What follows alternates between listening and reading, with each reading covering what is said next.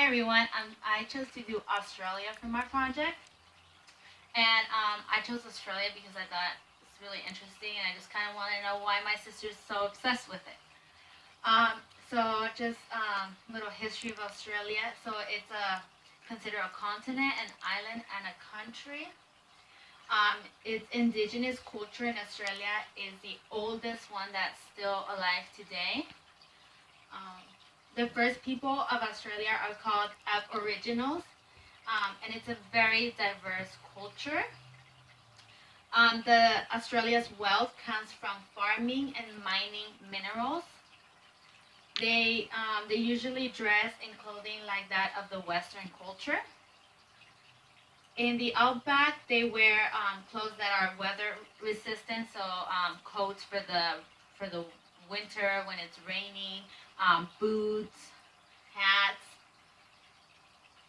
The schools, the school year usually starts in January for them, and it goes from ages 6 to 15, and it's free. Education is free for primary and secondary school. Um, Children that live in the outback get to go to school at their home, so more like kind of homeschooling. And higher education is not required, but it is available. And I thought it was pretty interesting that 20% of their students are international students. Um, they have a variety of languages. Their primary language is English, but some of the languages that are also around in Australia are Greek, Arabic, Italian, Chinese, German, Vietnamese, Spanish, Polish, and some of the dialects from the first indigenous people are still around. Um, some sports that they play, has a couple pictures up here. They do football, they play rugby, netball, which is like basketball, and women usually play that one. They like to spend time at the beach. They love the water sports, swimming, surfing, sailing. Children play tennis ball. Um, so, some of them play backyard cricket, beach frisbee, football, and I found a game that I thought was pretty interesting. It's called Wana, and it's a game designed only for girls. The game, the game's purpose was for girls to learn how to care and defend their child. So that was kind of interesting to me. It was an indigenous game that used to be around. And then I put some of the animals that you can find in Australia: the koala, the kangaroo, the emu, the wombats, and then they have saltwater crocodiles. Some of their foods, they got the Vegemite that spread it on the bread. Then you have lamingtons. You have They eat kangaroo meat as well. It's a source for protein. It's got very high protein. They also eat kangaroo, turtle, and shellfish.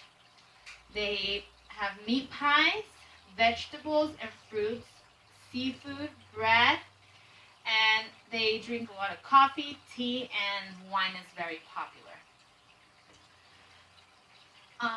The further literature, I looked up two books: The Diary of a Wombat, and that one is a children's book that's written by an Australian author. And the book talks about just the wombat and how curious he is, and just kind of wanders around. The possum magic, that one talks about. It's a story that talks about two animals in Australia. Hush, Hush is a little one that is made invisible by Grandma Paws, and it goes from different settings in Australia, and it talks about variety of foods they have. So they're pretty interesting books. You can find them on YouTube. The stories they're pretty interesting. And then their religion and their beliefs. They don't have a specific religion in Australia, but majority of the people identify with Christianity. Aboriginals practice Christianity. Religion among Australians are that of Muslims, Hindu, Jewish, Buddhist, Catholic, or Christians. They're very diverse. And then up here I have the craft. It's the boomerang, and it's pretty interesting. I thought it was interesting. I actually made one as well, but I forgot to pull it out. So give me just a quick second.